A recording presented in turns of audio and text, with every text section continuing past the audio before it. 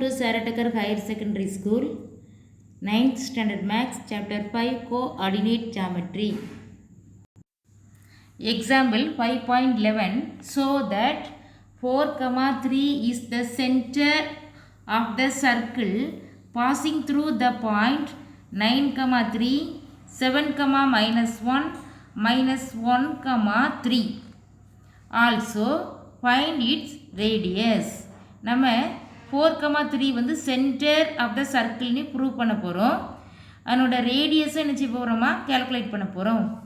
Solution பாரு.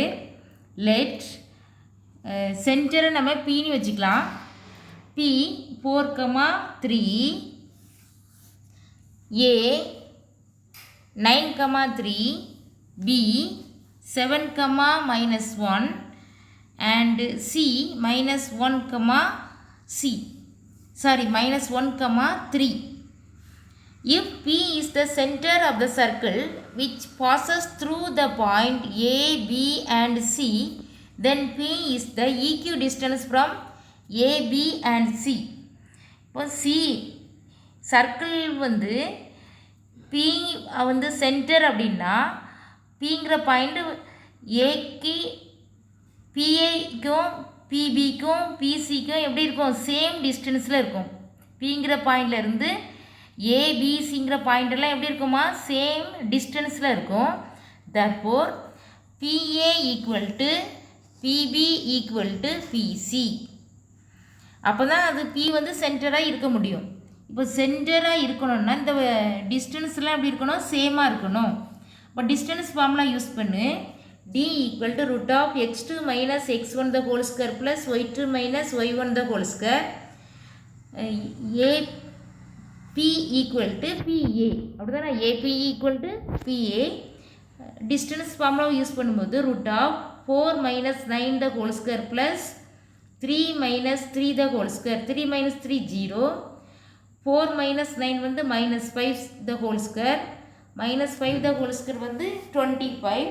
இப்போ root 25 equal to 5. இதே மாதிரி P equal to PB equal to distance ஃபார்முலாவை யூஸ் பண்ணும்போது root of 4 - 7 the whole square plus 3 + 1 the whole square. Simplify பண்ணால் உனக்கு என்ன கிடைக்குதுன்னா ரூட் 25. ரூட் 25 வந்து என்னது 5.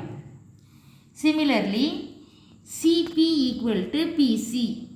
இப்போவும் டிஸ்டன்ஸ் ஃபார்முலா யூஸ் பண்ண போகிறோம். அப்போ root of 4 + 1 the whole square plus 3 - 3 the whole square equal to root of 5 square plus 0. 5 ஸ்கொயர்னா 25. Root 25 equal to 5. Listen. PA equal to PB equal to PC equal to 5. எல்லாமே உனக்கு என்ன answer கிடைக்குது 5. அப்போ equal டிஸ்டன்ஸில் இருக்குது.